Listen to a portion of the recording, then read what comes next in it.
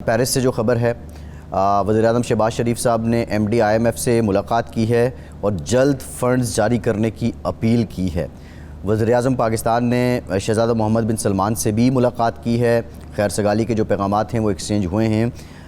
نشاط سے پہلے ذرا میں وزیراعظم صاحب کی جو ایم ڈی صاحب سے ملاقات ہوئی ہے آئی ایم ایف کے، فنڈ جاری کرنے کی اپیل کی ہے۔ اس سے پہلے اپنے پروگرامز میں بھی ہم بات کرتے رہے ہیں اور کچھ حکومتی وزراء بھی کہتے ہیں کہ آئی ایم ایف اب پلان بی ہے، لیکن اس کے باوجود وہ بات کر رہے ہیں۔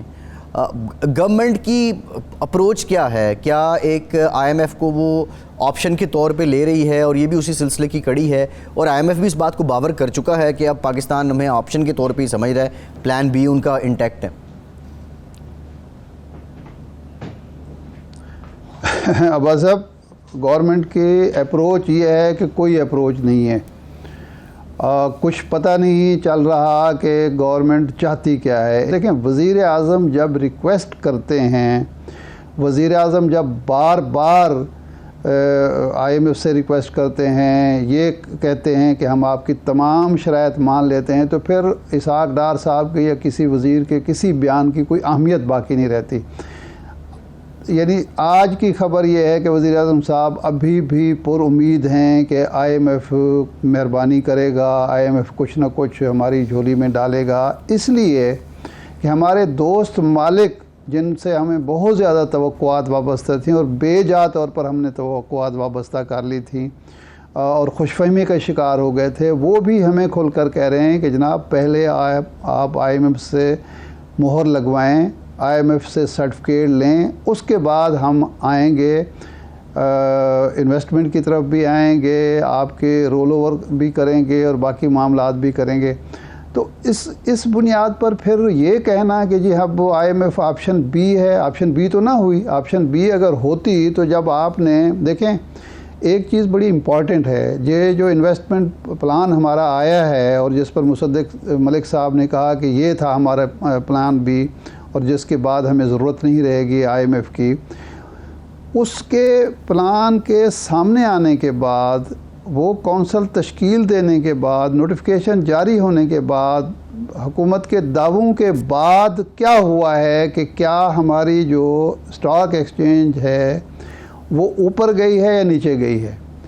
اگر واقعی اس پلان اور اس منصوبے اور اس کونسل کی تشکیل کے بعد سرمایہ کار کا کوئی اعتماد بحال ہوا ہوتا، سرمایہ کار اور پاکستان کی جو سرمایہ کار مارکیٹ ہے اس کو یہ تاثر ملتا یا اس کے تصور میں یہ بات آتی کہ ہم صحیح ٹریک پر چلے گئے ہیں، تو اس نے اوپر چلے جانا تھا۔ لیکن ارشاد صاحب یہ تو بہت جلدی ہو گیا ہے نا، ابھی تو 2 دن ہوئے کونسل اعلان ہوئے، پھر دوسرے دن نیچے چلی گئی۔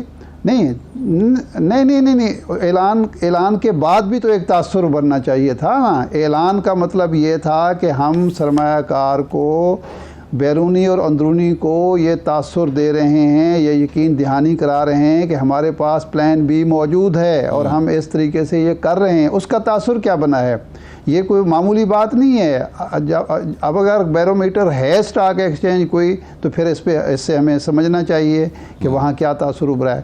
دوسری بات یہ ہے کہ وزیر اعظم صاحب آج کہہ رہے ہیں اسے، اور تیسری اہم ترین بات یہ ہے جو سمجھنے کی ضرورت ہے۔ ابھی میں ایک منسٹر صاحب کا ایک بیان دیکھ رہا تھا ٹی وی پر کہ جی صرف ایک ریفائنری کے لیے ایک دوست ملک $10 ارب انویسٹ کرنے کے لیے تیار ہے۔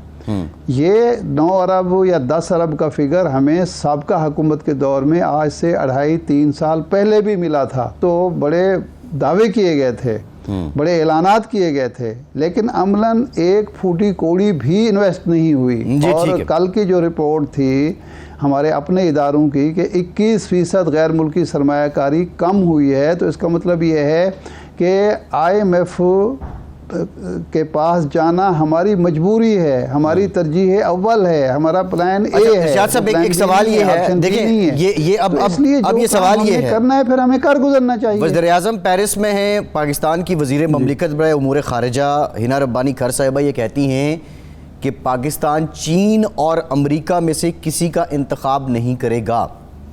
اب اس سے کیا مطلب؟ یہ بیان مزید کنفیوژن دے رہا ہے۔ جب یہ فیسیلیٹیشن کاؤنسل اناؤنس ہوتی ہے تو یہ لگتا ہے کہ اب چین، سعودی عرب، رشیا، شاید یہ ایک گروپ ہے، ایک بلاک ہے جو پاکستان جس کے ساتھ کھڑا ہے، لیکن اب وزیر مملکت یہ بیان دیتی ہیں، پھر ایک مزید کنفیوژن بڑھ جاتی ہے. آپ کیا سمجھتے ہیں، یہ بیان صرف وتھ سبجیکٹ ٹو دی دورہ پیرس ہے یا یہ کوئی اسٹریٹجی ہے پاکستان کی حکومت کی؟ جی